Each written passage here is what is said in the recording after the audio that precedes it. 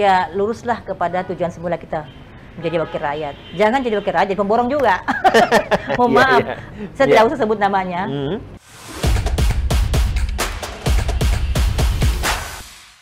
Ya, Assalamualaikum warahmatullahi wabarakatuh, dan senang sekali bertemu lagi bersama saya Jabal Rahmat di podcast 55 tentunya. Dan seperti biasa, mungkin di beberapa episode terakhir ini kita selalu take di luar, karena memang narasumber yang kita undang seperti itu adalah orang-orang, bisa dikatakan bukan orang sembarangan. Makanya kita harus berkunjung ke tempat-tempat tertentu dan tentunya mencari waktu ke narasumber kita yang mana kira-kira yang cocok begitu ya dengan waktu kegiatan-kegiatan yang beliau, karena bisa dikatakan narasumber kita ini cukup sibuk juga.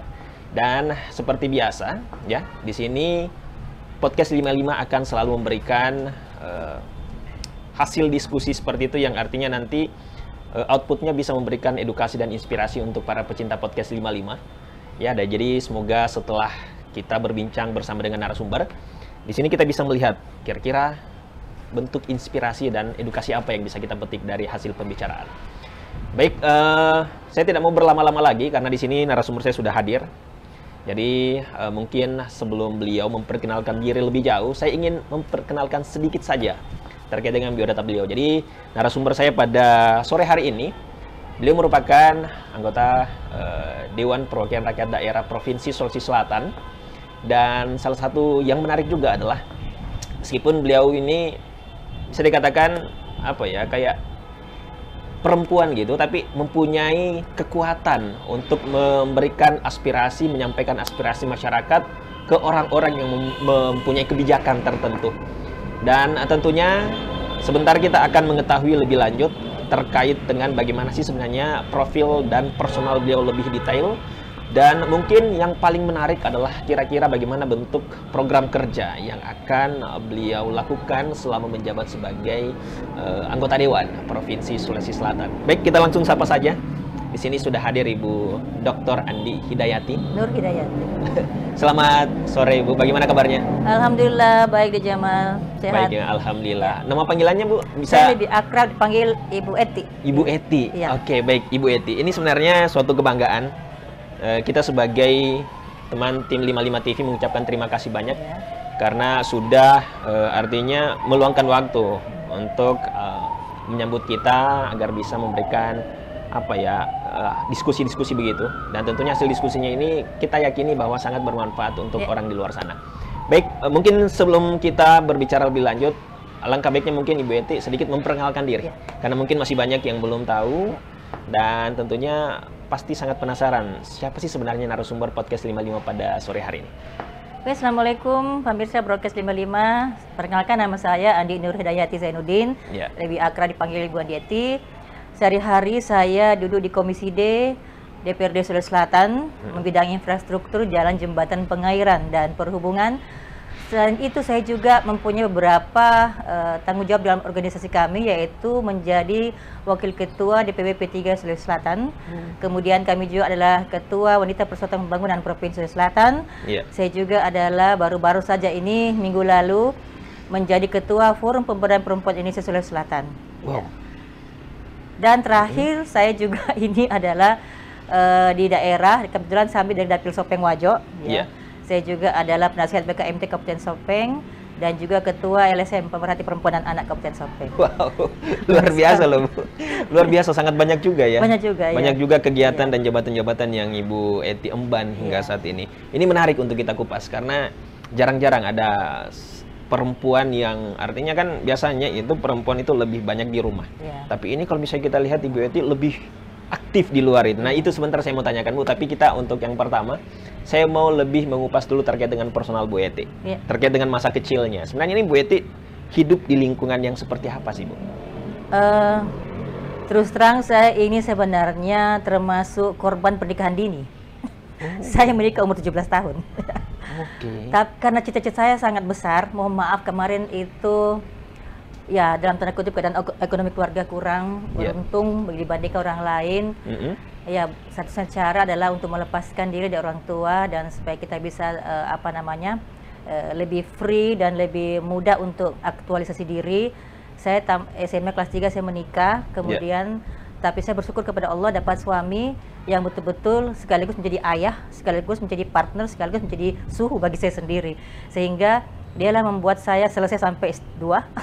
Dia menyekolahkan saya, kemudian dialah yang membimbing saya berorganisasi. Ya, itulah saya katakan bahwa saya sangat bersyukur. Memang ibu saya itu dan ayah saya adalah seorang guru. Tapi kita tahu bagaimana kadang guru semasa lalu tidak seperti sekarang, masih banyak tunjangan-tunjangan yang kalau dulu-dulu kan tidak ada. Belum lagi karena orang tua saya suka berpindah-pindah. Dulu suka mengajar di Malaysia, mengajar di Malang, akhirnya ya mungkin karena satu hal ada dia bukan latar belakang bisnis, dia hanya seorang guru, tetapi berusaha untuk juga mencoba berusaha bisnis, akhirnya bangkrut. Nah, akhirnya itulah bukan berarti saya ini dibuang orang tua untuk tidak mampu tidak mampu membiayai, tapi saya tahu bahwa dia mungkin bisa saja, tapi saya lihat bagaimana kehidupan orang tua kita, jadi saya pikir saya harus keluar dari orang tua yang kami ini, biarkanlah dia urus adik-adik saya saja. Saya alhamdulillah bisa keluar daripada zona tidak nyaman itu ke zona nyaman dan mendapatkan suami yang alhamdulillah betul-betul membimbing saya sampai sekarang ini. Dan saya kira dari hasil pernikahan kami ada 4 anak, ya alhamdulillah, dan sekarang saya sudah punya 4 cucu. Sudah 4 cucu karena, ya, Bu, ya? Karena korban pernikahan ini cepat. Seperti itu deh. Tapi jangan ditiru kalau saya, karena ini satu di antara 100 orang. Kalau saya berpikir demikian, karena makanya saya ambil karena Bapak adalah PNS, waktu itu Bapak almarhum adalah PNS di Kabupaten Sopeng. Saya pikir saya bikin apa ya di Sopeng ini? Mau jadi PNS juga kemarin agak tidak nyaman. Akhirnya Bapak bilang coba saja jadi berpolitik, ya. Akhirnya saya berpolitik. Di samping juga saya aktif sebagai organisasi di Istri Dharma Wanita atau ibu-ibu istri PNS. Saya jadi tim penggerak PKK. Dan alhamdulillah semuanya itu saya lakukan dan untuk belajar berorganisasi menjadi ketua IWAPI Kabupaten Sopeng. Waktu itu kebetulan ada sedikit usaha daripada mertua yang kita kelola di sana. Alhamdulillah. Nah, itulah saya katakan bahwa memang perjalanannya luar biasa juga panjang dan berat. Dengan usia dini, tapi alhamdulillah saya bisa masuk ke dalam suatu suasana yang membuat kita lebih nyaman, yaitu menjadi seorang anggota DPRD Kabupaten Sopeng, ya. Kabupaten Sopeng saya mencoba-coba maju dan ternyata bisa duduk. Itu mungkin terlain karena saya juga di organisasi banyak punya teman, tapi itu saya sebenarnya tidak cukup, sangat kurang, karena nyaris hampir kami tidak duduk. Seandainya saya bukan nomor urut 1, kan aturan partai dulu seperti itu. Akhirnya saya coba-coba untuk membentuk LSM, karena saya melihat teman-teman di Kabupaten Sopeng ini banyak sekali yang betul-betul mengalami korban-korban kekerasan, terutama untuk anak-anak ya, trafficking dan sebagainya. Kemudian banyak lagi anak di bawah umur yang dibawa mendapat penelantaran dari orang tua. Jadi saya bentuk jaringan di 8 kecamatan di Kabupaten Sopeng, dan itulah merupakan aset modal kami untuk berkiprah di provinsi ini. Karena kalau menjadi wakil rakyat, tidak bisa hanya sekedar mengandalkan uang, mengandalkan jabatan, mengandalkan apapun dia. Walaupun mertua saya sebenarnya mantan Bupati Sopeng, tapi sudah lama dia sudah tinggalkan Sopeng dan sudah meninggal. Saya mulai dari awal dengan sebagai diri saya sendiri. Saya menanam investasi sosial kepada masyarakat, berbuat baik kepada masyarakat supaya masyarakat itu mengerti dan mengetahui apa tujuan kita sebenarnya ada di politik tersebut. Walaupun awalnya memang banyak sekali yang kontroversi karena menganggap politik adalah suatu hal tabu pada saat itu kan sekitar tahun 2004 ya. Tapi alhamdulillah semuanya itu bisa dilalui dengan aman dan nyaman karena saya banyak memberikan edukasi juga kepada masyarakat. Sosialisasi politik bagi kaum perempuan sehingga mereka semuanya tidak mereka melek tentang politik. Ini menarik Bu ya, karena tadi di awal-awal bahwa Ibu mengatakan cepat menikah gitu. Nah, biasanya kan perempuan itu yang sudah menikah itu biasanya ya paling di rumah jaga anak dan lain sebagainya. Tapi apa yang membuat Ibu sendiri kayak termotivasi untuk kuliah sampai S2 terus aktif berorganisasi? Mungkin barangkali mungkin dari dalam memang jiwa saya itu ingin tahunya lebih besar. Saya ingat pada waktu saya masih kecil, kebetulan Bapak ditugaskan menjadi guru di Malaysia.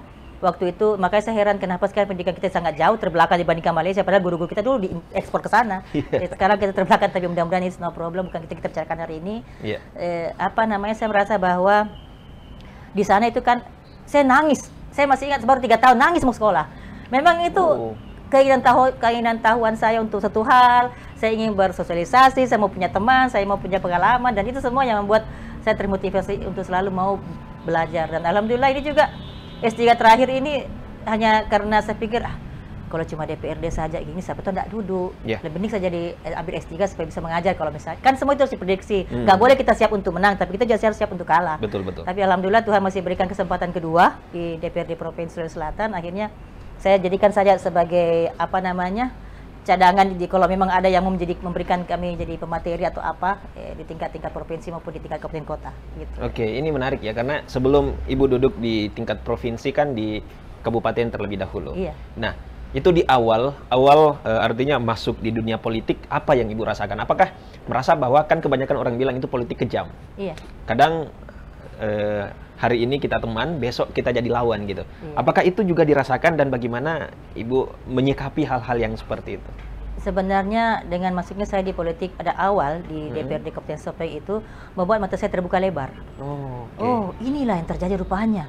Memang lebih enak sebenarnya dalam arena dibandingkan kita di luar arena. Kita hanya tahu mengkritisi, kita hanya tahu seperti ibaratnya kita hanya sebagai penonton dalam suatu sepak bola besar ya, pertandingan sepak bola, kita maki-maki wasit, kita maki-maki pemain, tapi ketika kita masuk di dalam pasti akan lain terjadinya seperti itu. Nah, yang menjadi permasalahan lucu ini karena suami saya kan kepala dinas.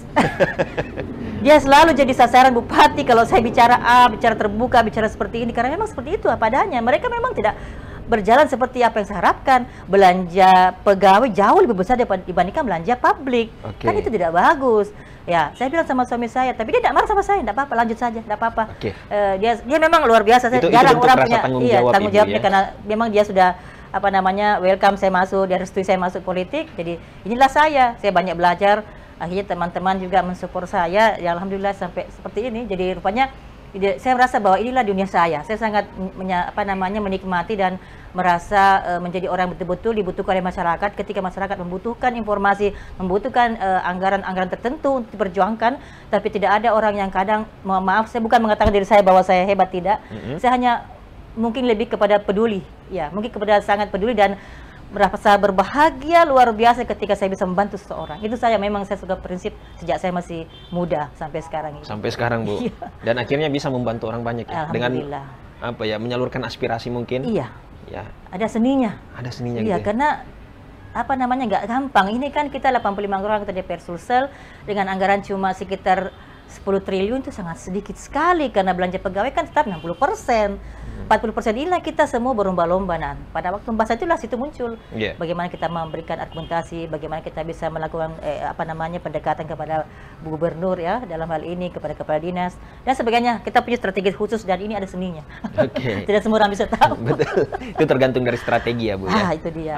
Baik. Di awal Ibu masuk ke dunia politik ini masih di awal, Bu. Saya ingin saya ingin tanyakan terkait dengan kesetaraan gender. Itu kan biasanya ada ya. Kadang kalau misalnya kita berdiskusi, berdebat dengan sesama anggota dewan, itu biasanya ada sedikit hal yang merasa bahwa ini perempuan atau anggota dewan yang perempuan itu kadang tidak terlalu diperhatikan aspirasi dan lain sebagainya. Apakah itu memang dialami ataukah semuanya sama?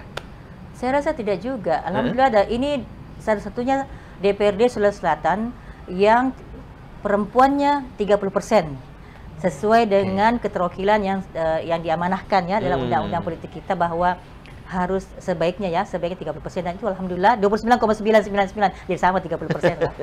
Jadi dari 85 anggota DPR Sulsel kami ada 25 ya. 25 ya perempuan. Nah, memang saya sadari dan memang kita mungkin pahami bahwa banyak yang baru pertama kali di DPRD ya. Tetapi banyak juga teman-teman perempuan yang sudah incumbent dan sudah berpengalaman, misalnya minimal dari kabupaten dia sudah jadi anggota dewan. Dan itu alhamdulillah ada 20% daripada 30% ini. Ada 10% daripada 30% ini.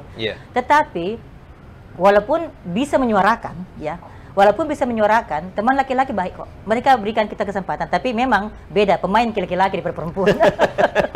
Mereka lebih ibaratkan mereka lebih bisa memanjat tembok dalam tanda kutip, mereka bisa membuka ruang pintu lebar-lebarnya. Jadi kalau kita perempuan lain juga caranya kita, karena mungkin kita rasa malunya lebih tinggi ya. Kita merasa bahwa tidak bagus seperti ini. Jadi ada teknik-teknik tertentu yang saya lakukan, tapi saya alhamdulillah mempunyai juga pendamping yang sangat smart, karena dia bisa di samping jadi pendamping saya, dia juga bisa melakukan pendekatan-pendekatan dengan instansi untuk menyuarakan anggaran-anggaran senioritas kita atau anggaran-anggaran yang perlu diperjuangkan berdasarkan hasil reses kita di kabupaten ataupun di dapil kita masing-masing. Oke. Gitu. Intinya setiap anggota dewan mempunyai strategi tersendiri, Bu ya. Karena mungkin ada yang terlalu vokal, ada yang diam-diam tapi ternyata punya strategi tertentu. Memang, gitu. Jadi nggak bisa katakan oh ini nggak tahu bicara, enggak Pak, mungkin tapi lo kok bisa nggak tahu bicara, gol-gol semua dia punya kegiatan. Ada juga ini mau ngomongnya banyak tapi tidak, no ada yang terjadi. Jadi alhamdulillah saya bicaranya biasa-biasa saja. Tapi alhamdulillah semua anggaran senioritas kami 99% masuk. Wow, 99% Bu ya. Artinya ini bukti yang berbicara. Iya, dan gitu semuanya itu ya silakan mungkin pemirsa broadcast bisa lihat. Saya punya di media sosial Andi Nur Hidayati Zainuddin. Silakan lihat apa yang saya perjuangkan. Dan saya yakin satu-satunya anggota DPRD Sulsel yang mempunyai media sosial yang terkelola dengan baik itu insya Allah cuma saya sendiri. Wow, luar biasa. Bukan menyombongkan diri, tapi silakan dinilai sendiri. Tapi memang bentuk sosial media adalah salah satu rasa pertanggungjawaban juga, Bu. Kalau misalnya ada kegiatan yang dilakukan, diposting itu adalah bukan karena pamer, tetapi karena bentuk rasa tanggung jawab bahwa kita ini sudah melakukan amanah begitu, yang dibebankan seperti itu. Baik, Ibu sudah artinya menjadi anggota dewan di kabupaten, di provinsi juga sementara. Tantangan tersendirinya, Bu, dari kabupaten ke provinsi sebenarnya seperti apa? Atau bisa dikatakan hampir sama saja, cuman cakupan dapilnya saja yang lebih luas. Sebenarnya kalau di Kabupaten Sopeng kita lebih familiar karena keluarga saya banyak di situ. Jadi kita masih bisa duduk bersama, duduk manis.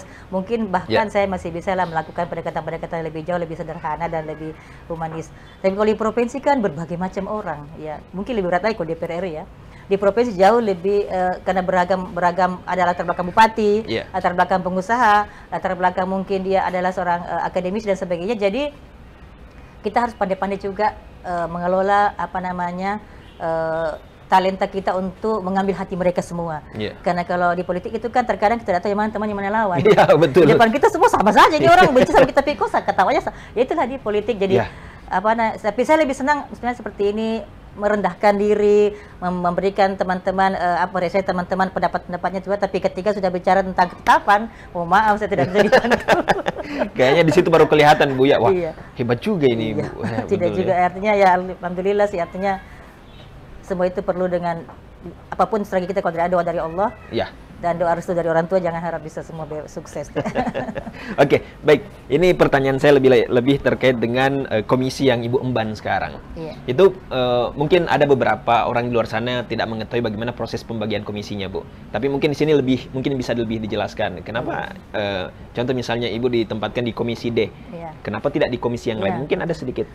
Penempatan komisi itu murni daripada ketua fraksi kami.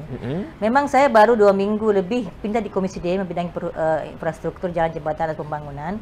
Saya sebelumnya adalah pimpinan komisi B, membidangi perekonomian. Dan saya sebenarnya lebih nyaman di situ, karena disitulah kita bisa membantu para petani-petani kita yang notabene 70% kehidupannya di Kabupaten Sopeng. Tapi ya namanya, karena ini adalah perintah partai, tidak bisa kita samina wa ta'na, ya seperti itu. Setelah kita ditempatkan seperti itu, mau tidak mau kita harus berjuang. Berarti itu harus ada program baru ya, Bu ya? Sebenarnya bukan istilah program baru. Kita seperti sekarang saya pindah ke komisi komisi D. Kan sudah mereka ini kan di tengah jalan, berarti betul. Sudah ada hal-hal yang mereka telah bicarakan sebelumnya, dan itu nggak boleh lepas daripada apa yang di dalam RPJMD atau rencana pembangunan jangka menengah daerah, apa yang ada dalam DPA, daftar pengisian anggaran, atau APBD kita. Jadi selama dia masih dalam koridor itu aman-aman saja. Ketika nanti teman-teman dia mau melalui menyimpang daripada mekanisme penganggaran, itu tidak bisa. Apalagi sekarang ini agak ketat ya dibandingkan tahun lalu, ini agak ketat. Semua harus melalui SIPD. Jadi itu kita misalnya untuk 2022, 2021 sudah harus dimasukkan dalam bentuk diketik dalam bentuk online, dan itu dibaca langsung oleh Kemendagri. Bahkan dari KPK sendiri bahwa jangan sampai nanti ada penumpang gelap. Dan tanda kutip ada program-program gelap yang dimasukkan di situ tidak melalui mekanisme yang seharusnya, seperti itu. Berarti cukup ketat juga ya, Bu ya? Iya, jadi walaupun kita melakukan itu pasti akan tertolak seperti itu. itu juga menu-menu untuk tahun 2022 itu enggak sembarang. Jadi dia ibaratkan kita mau belanja. Oh, saya mau belanja apa ya tahun 2022? Oh, saya mau belanja misalnya untuk pertanian. Kita lihat, oh di sini ada tertera. Oh di sini enggak ada dijual di sini. Jadi kita harus pilih berdasarkan menu yang ada.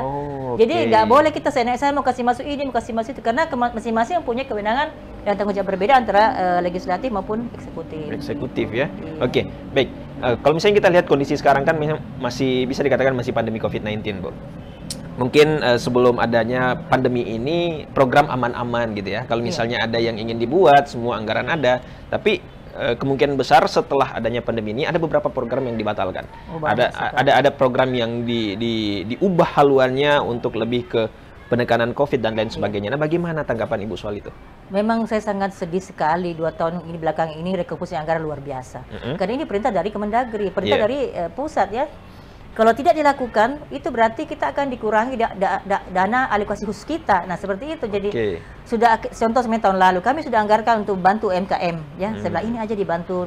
Mungkin nggak usah duit lah, kita bantu saya peralatan, kita bantu saya misalnya modal investasi mereka supaya bisa eksis kembali tengah pandemi ini. Ternyata ujungnya potong lagi, refocusing lagi. Dan itu kadang dalam setahun sampai 2-3 kali.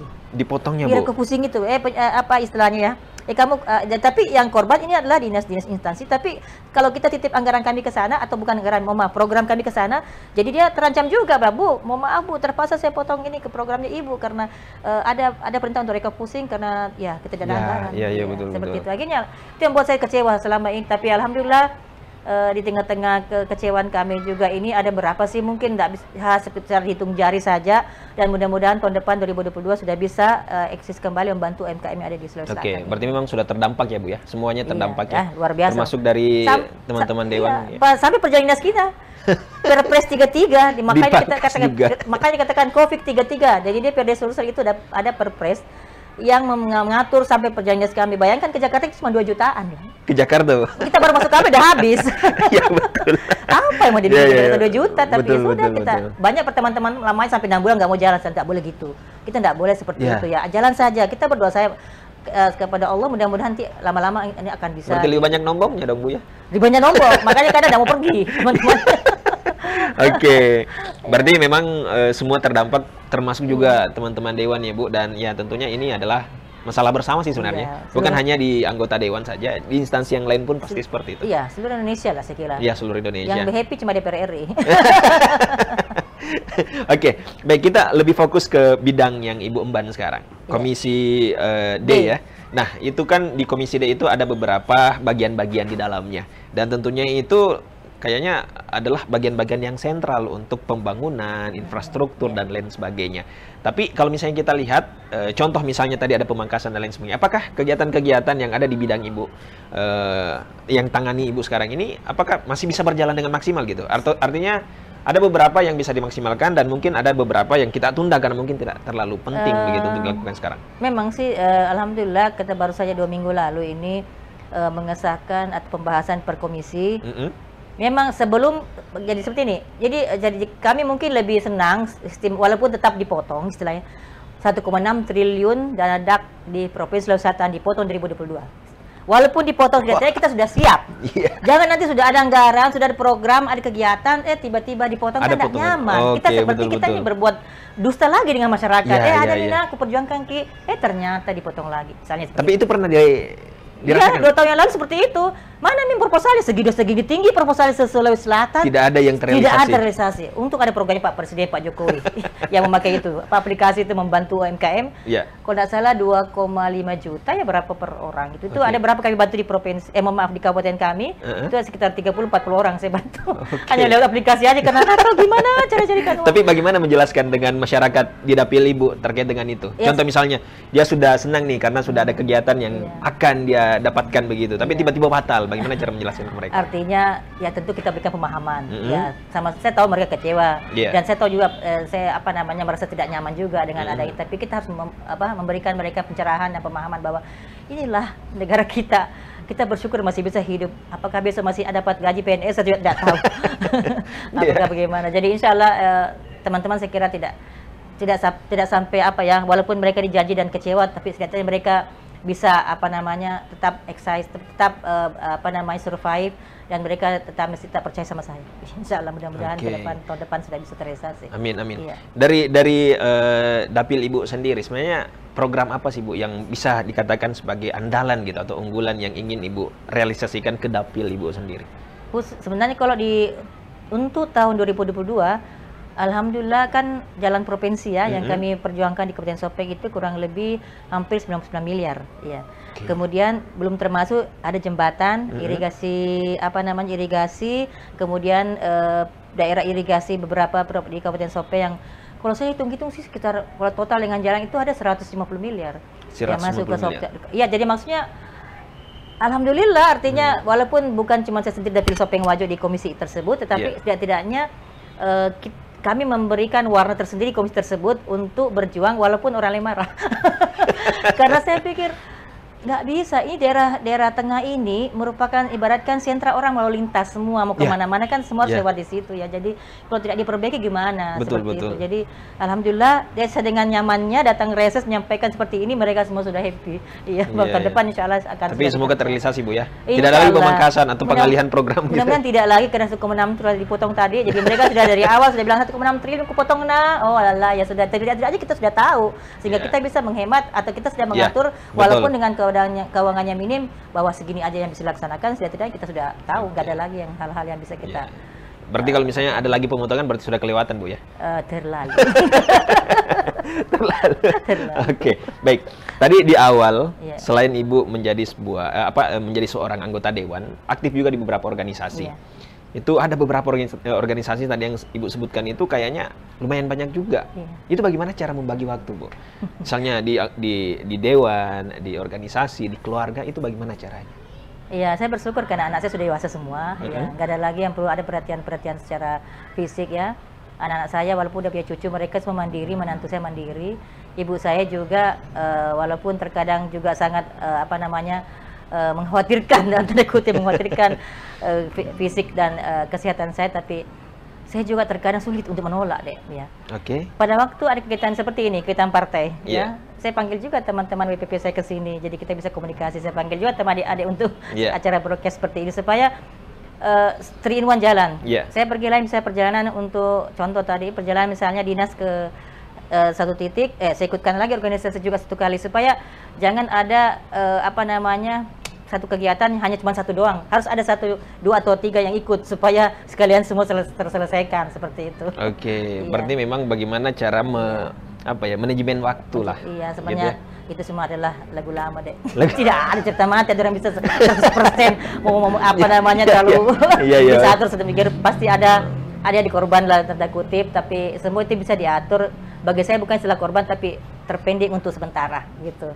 Karena tidak boleh ada korban dalam kamu saya, harus tidak boleh ada yang dikecewakan, tapi setidaknya diberikan saya ruang waktu untuk step by step saya perhatikan untuk selesaikan semuanya. Seperti itu. Pernah tidak berpikiran Bu bahwa kayaknya saya jenuh dengan kegiatan seperti ini, aktif di organisasi dan lain sebagainya, dan itu kan ada biasanya masa di mana orang jenuh dan mau berhenti dan ingin menyendiri saja lah seperti itu. Pernah merasakan seperti itu? Pernah. Ketika ada sesuatu yang kita sudah sepakati, tetapi tiba-tiba lain lagi yang terjadi. Belum lagi di satu sisi di organisasi sudah kita sepakati, tapi lain lagi yang terjadi. Kadang saya bilang, aduh, saya mundur saya, dia menjadi saya alih profesi menjadi ustazah. Ada juga begitu. Bukankah tiap hari kita akan menuju kepada Allah? Itu tiap hari langkah-langkah kita tiap akan menuju kepada Sang Khalik. Tapi saya pikir ini kan juga adalah kalau kita betul-betul serius ya, ini kan juga salah satu ajang pahala untuk membantu masyarakat kita. Siapa lagi kasihan membantu mereka? Bayangkan deh, di medsos. Biar membuang potong pohon pun lapornya ke saya. Bu Dewan, ada pohon mau ditebang di jalan provinsi A, B, C. Oh iya, aku telepon lagi, UPT-nya tolong dek, potong di sana, dipotong lagi. Jadi kalau saya tidak ada, kemana mereka mengadu, gitu loh. Karena yang terbuka lebar, terbuka betul-betul, silahkan untuk, bahkan saya mau buka konten, apa lagi nama itu, khusus untuk itu, saya lupa apa selain. Tapi ini yang semua yang atur adalah tim saya, Pak Rahman. Itulah saya katakan bahwa mereka mau tanya kemana kan? Nggak mungkin kan selalu ketemu di Makassar kan? Yeah. Hal kecil saya, Bu Dewan, ini ada pisang saya tanam di pohon, saya tanam di jalanan ya. Siapa suruh tidak diperbaiki, kami sudah capek. Oh ya, akhirnya dalam waktu 2 hari, paling lambat 3 hari harus sudah kerja. Harus kan hanya tempel-tempel doang pemeliharaan. Tapi ini bukan pekerjaan kecil atau besar, tapi perhatian dan kepedulian kita kepada masyarakat. Betul. Mungkin dananya tidak seberapa Bu ya. Iya. Tapi kalau misalnya kita melakukan itu, otomatis wah, ini Ibu Dewan sangat memperhatikan dan kita. Facebook gitu. saya khusus topeng wajah saja, ada pil saya sendiri. Saya tidak ambil orang dari luar lagi. Jadi orang itu pun betul-betul pasti harus dibantu karena 100% sudah kita pilih topeng wajah saja di situ di Facebook saya. Kalau mau yang di luar itu boleh halaman-halaman aja atau fanpage aja. Iya, oke. Berarti artinya ada tim media lah. Ada, yang harus ada. ya. Tidak bisa tidak. Tidak bisa tidak ya. Rugi kita kalau dapat tim media sekarang. Kalau mau bicara cerita, apa gunanya hal-hal sederhana pun, hal-hal besar pun kita lakukan kalau tidak dimediakan. Siapa yang tahu?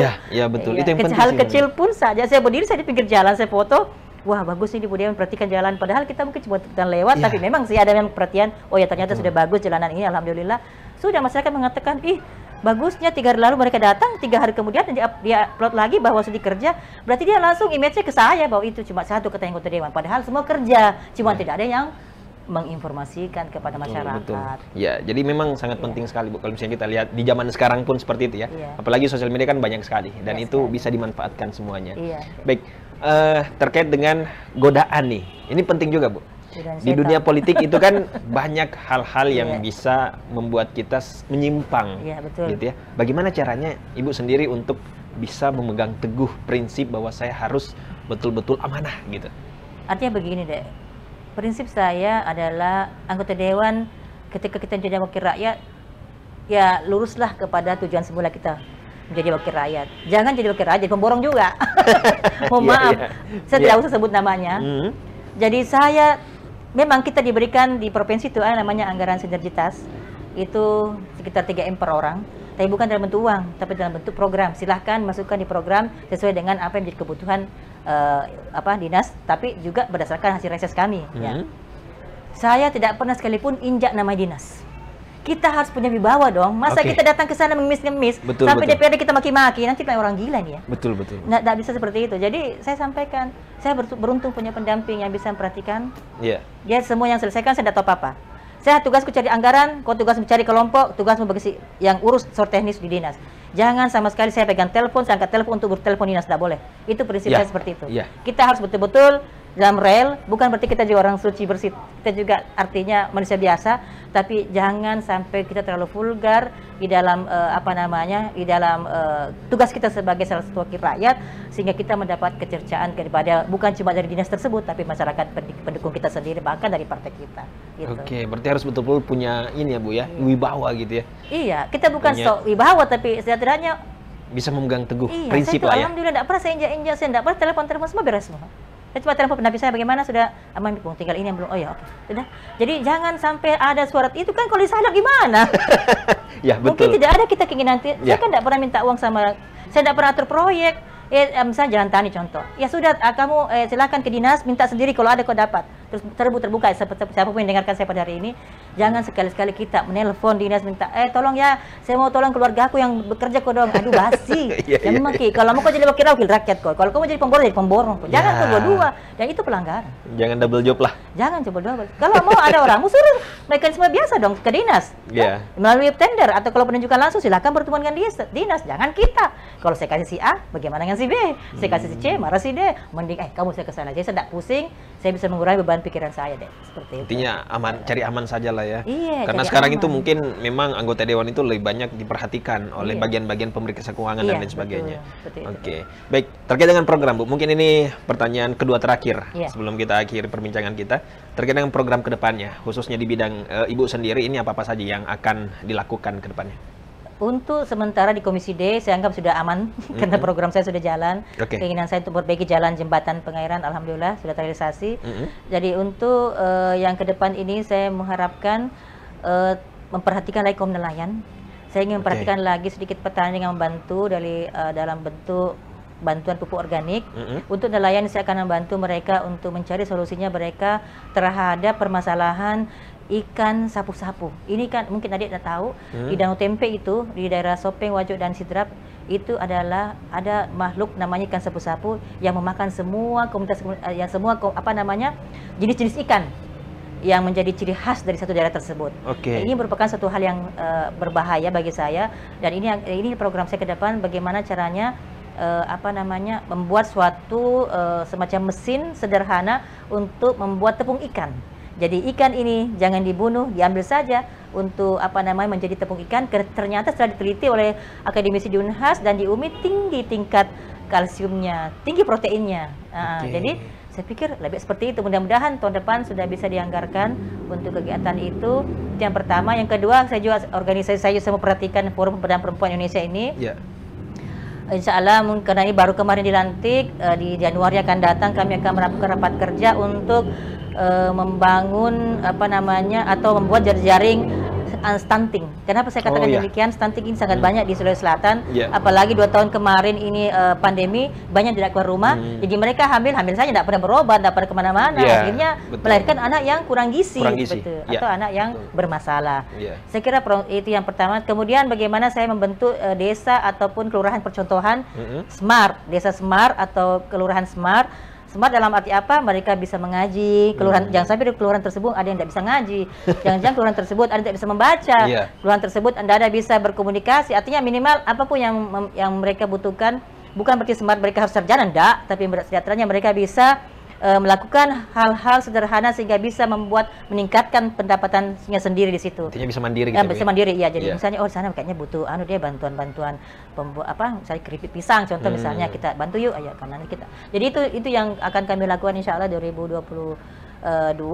Jadi nyambung juga dengan partai kami, bergerak bersama rakyat, P3, kemudian nyambung juga dengan FPPI kami, nyambung juga programnya dari DPRD Sulawesi Selatan.